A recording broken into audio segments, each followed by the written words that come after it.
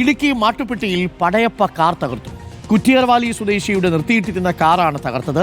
കാറിന്റെ മുൻഭാഗവും പിൻഭാഗവും പൂർണ്ണമായും തകർന്നു. പിന്നീട് ഹൈറേഞ്ച് സ്കൂളിന് സമീപം പടയപ്പ എത്തിയ ദൃശ്യങ്ങൾ റിപ്പോർട്ടറിന് ലഭിച്ചു. പടയപ്പയാണ്. ആ ദൃശ്യങ്ങൾ പ്രേക്ഷകർക്ക് കാണാം. രാഹുൽ സുരേഷ് ഉണ്ട്. രാഹുൽ, പടയപ്പ കുറച്ച് അക്രമകാരിയായെന്ന് തോന്നുന്നു. തണുപ്പ് വരുമ്പോൾ സാധാരണ ഒന്ന് അടങ്ങേണ്ടതാണ്. ഇതെന്താ സംഭവിച്ചിരിക്കുന്നത്? പടയപ്പ കാറിൻ്റെ ചില്ലൊക്കെ തകർത്തിട്ടുണ്ട്. മുൻഭാഗവും പിൻഭാഗവും ഒക്കെ പൂർണ്ണമായിട്ടും തകർന്നു. മുന്നൽ വരുന്നവർക്ക് ചെറിയൊരു ടെൻഷൻ ഉണ്ടാക്കുന്നുണ്ടോ പടയപ്പ?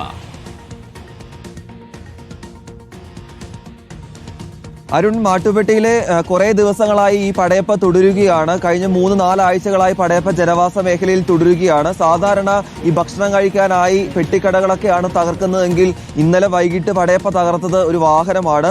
മാട്ടുപ്പെട്ടി കുറ്റിയർവാലി റോഡിൽ പാർക്ക് ചെയ്തിരുന്ന കുറ്റിയർവാലി സ്വദേശിയുടെ മാരുതി വാഹനമാണ് തകർത്തിരിക്കുന്നത്. ആ ദൃശ്യങ്ങളിൽ കാണുന്ന പോലെ തന്നെ വാഹനത്തിന്റെ മുൻഭാഗത്തെയും പിൻഭാഗത്തെയും ചില്ലുകൾ തകർത്തിട്ടുണ്ട്.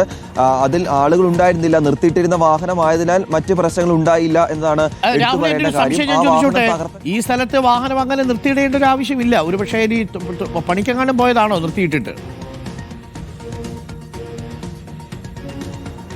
അരുൺ, ജനവാസ മേഖല കൂടിയാണ്. അങ്ങനെ വീട്ടിലേക്ക് പോകാൻ കഴിയാത്ത ആളുകൾ സാധാരണ ഈ റോഡിലൊക്കെ വാഹനം പാർക്ക് ചെയ്ത ശേഷമാണ് വീട്ടിലേക്ക് പോകുന്നത്. ഞാൻ തിരുത്തുന്നു, ജനവാസ മേഖലയാണ്. ഞാൻ വിചാരിച്ചു മാട്ടുപ്പെട്ടി റോഡിൽ പലയിടങ്ങളിലും ഒക്കെ വാഹനം നിർത്താതെ പോകേണ്ടതുണ്ട്. ആനയുടെ പാതയാണ് എന്ന് എഴുതി വെക്കാറുണ്ട്. ആ ഭാഗത്തല്ല അല്ലേ? ജനവാസ മേഖലയാണ്. അതെ അരുൺ, ജനവാസ മേഖലയിൽ തന്നെയാണ്. ജനവാസ മേഖലയിലാണ് ഈ വാഹനം നിർത്തിയിട്ടിരുന്നത്. അങ്ങനെ നിർത്തിയിട്ടിരുന്ന വാഹനമാണ് തകർക്കുകയും ചെയ്തിരിക്കുന്നത്. ഈ വാഹനം തകർത്ത ശേഷമാണ് ആ ദൃശ്യങ്ങൾ കാണുന്ന പോലെ തന്നെ ഹൈറേഞ്ച് സ്കൂളിന് സമീപത്തേക്ക് പോവുകയും ആ പുൽമേടുകളിൽ തീറ്റ തിന്നുന്ന ഒരു ദൃശ്യങ്ങൾ കൂടി പുറത്തു വരികയും ചെയ്തിരിക്കുന്നത്.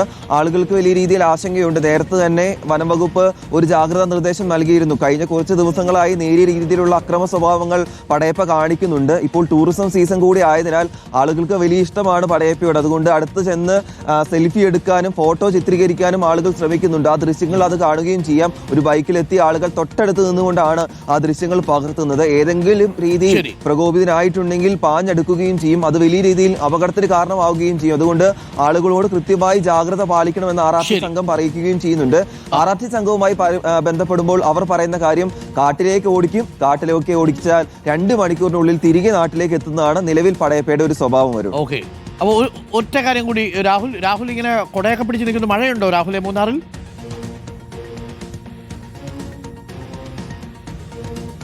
അരുൺ, ഇടുക്കിയിൽ 2 ദിവസത്തേക്ക് മഴയ്ക്ക് സാധ്യതയുണ്ടെന്നാണ് കാലാവസ്ഥാ പ്രവചനം. ഇന്നലെ മേഘാവൃതമായ